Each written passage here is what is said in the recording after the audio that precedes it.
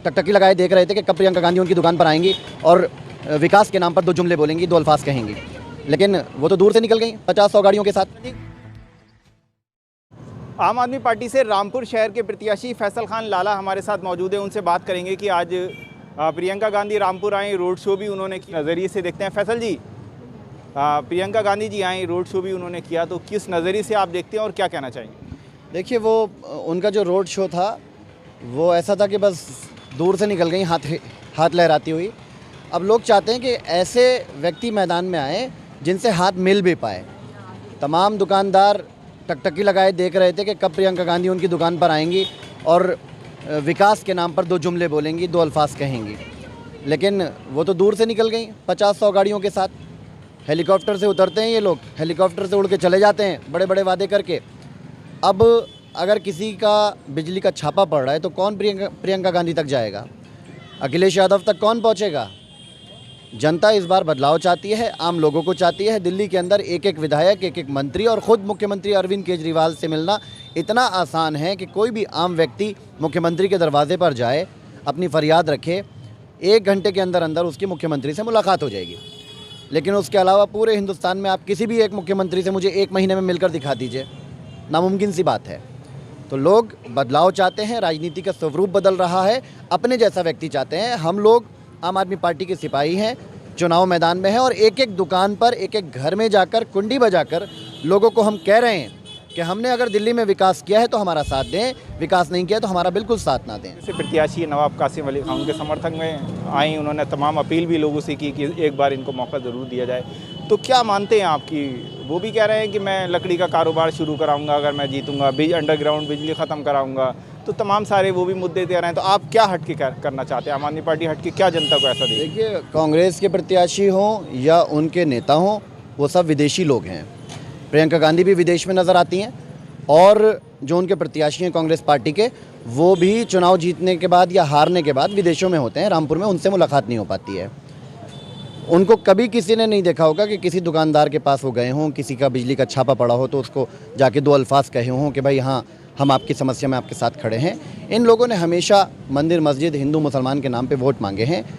अब लोग बदलाव चाहते हैं क्योंकि मंदिर मस्जिद पे वोट देने से जनता का नुकसान हो रहा है। 40 साल तक आपने देखा रामपुर की क़यादत आज़म खान के हाथ में रही।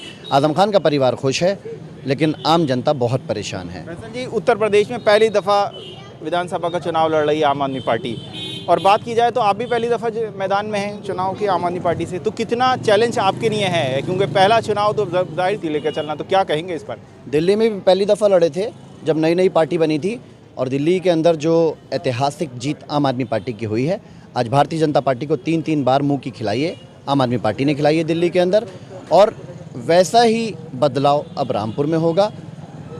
पहली दफ़ा हर काम इंसान अपनी ज़िंदगी में करता है, चाहे वो पहले क्लास में जाए तो वो पहली दफ़ा होता है, चाहे वो यूनिवर्सिटी में जाए तो वो पहली दफ़ा होता है, चाहे वो अपना शादीशुदा ज़िंदगी जिए तो वो पहली दफ़ा होता है। हर चीज़ पहली दफ़ा ही होती है और पहली दफ़ा से ही क्रांति और बदलाव आता है।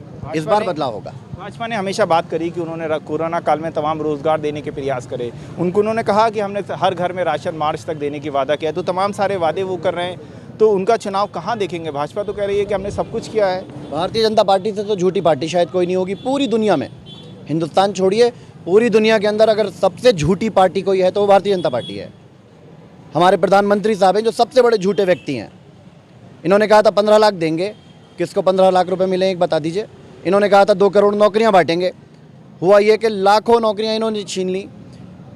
क्या किया इन्होंने? बेटी बचाओ बेटी पढ़ाओ का नारा देने वाले आज कहाँ खड़े हैं, ये हम और आप अच्छी तरह जानते हैं। एक बार बदलाव करिए, आम आदमी पार्टी को मौका दीजिए। मैं आपके चैनल के माध्यम से लोगों से अपील करता हूँ। दिल्ली के लोग बहुत खुश हैं, वहाँ बिजली, शिक्षा, स्वास्थ्य सब फ्री है, महिलाओं की बसें फ्री हैं।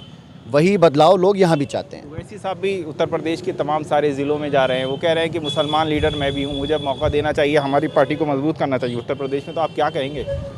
वो तो जहाँ पे तेलंगाना में रहते हैं वहाँ पे सारी सीटें क्यों नहीं लड़ते, मेरा ये सवाल है।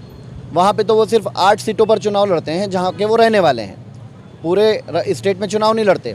लेकिन बिहार में 100 सीटें उतार देते हैं, बंगाल में 100 सीटें उतार देते हैं। भारतीय जनता पार्टी की वो पूरी मदद करते हैं सरकार बनाने में। ये बिल्कुल सही तरीके से एक्सपोज हो चुके हैं, इसलिए उनकी कहीं कोई गिनती नहीं है। फैसल जी, आखिरी सवाल, आपके साथ जो लोग थे, तमाम सारे लोग जो आपके मजबूत पार्टी के लोग थे, आज वो सपा में चले गए और तमाम सारी सपा से भी हमेशा आपकी रही, तमाम सारे मुकदमे भी आपने दर्ज आज़म खान पर कराए, तो आपको लगता नहीं कि जो लोग आपके अपने थे आज वो सपा के साथ हैं? तो क्या वजह है वो? कुछ मौका परस्त लोग होते हैं, जहां उनको लगता है कि वहां स्थिति या परिस्थिति उनके लिए अनुकूल है। कुछ ठेकेदार किस्म के लोग इधर उधर होते रहते हैं, उससे फ़र्क नहीं पड़ता चुनाव पर। क्या कहाँ मानते हैं अपना चुनाव आपके लिए? तो भाई आज़म खान साहब का गढ़ है, सीतापुर जेल से चुनाव वो लड़ रहे हैं, फिर बीजेपी से आकाश सक्सेना है, तमाम सारे वो भी वादे कर रहे हैं, तो क्या कहेंगे? जेल में बैठा हुआ व्यक्ति आज एमपी है जो यहाँ पे विधायकी का चुनाव लड़ रहा है। अब अगर वो विधायक बन भी जाते हैं तो फिर कौन सी कुर्सी छोड़ेंगे? वो एमपी की छोड़ेंगे कि विधायकी की छोड़ेंगे? मुझे लगता है वो विधायकी की कुर्सी छोड़ेंगे और फिर 2 महीने बाद रामपुर में चुनाव कराएंगे। ये कितनी बार चुनाव कराएंगे? इनको कुर्सियों की हवस इतनी है कि 40 साल से यही लोग कुर्सियों पर हैं। इनको रामपुर का कोई और व्यक्ति नज़र नहीं आता जिसको ये चुनाव लड़ा देते। अपना बेटा, अपनी बीवी, अपनी बहू अपने आप जेल में बैठ के चुनाव लड़ लेंगे, कुर्सी नहीं छोड़ेंगे। लेकिन उस कुर्सी से जनता को क्या फ़ायदा है? पिछले 5 साल रामपुर के लोग खून के आंसू रोते रहे और ये लोग जेल की दुहाई देते रहे कि हम जेल में बंद हैं, हम क्या करें? तो जेल में तो ये आज भी बंद हैं। अगर ये जीत गए तो क्या मदद करेंगे? इनका पूरा परिवार जब बिजली के छापे पड़ रहे थे तो कहीं नज़र नहीं आ रहा था। आज सारा परिवार चुनाव लड़ा रहा है, घर घर जाके वोट मांग रहा है। वो शहर की विधायक तंजीम फातिमा चला नहीं जाता था उनसे, इतनी बुजुर्ग हैं, लेकिन आज वो जाकर घर घर वोट मांग रही हैं। उस वक्त कहाँ थी जब छापे पड़ रहे थे बिजली के? इन सब चीज़ों को जनता देख रही है, बदलाव होगा। आम आदमी पार्टी के प्रत्याशी फैसल खान लाला मौजूद थे।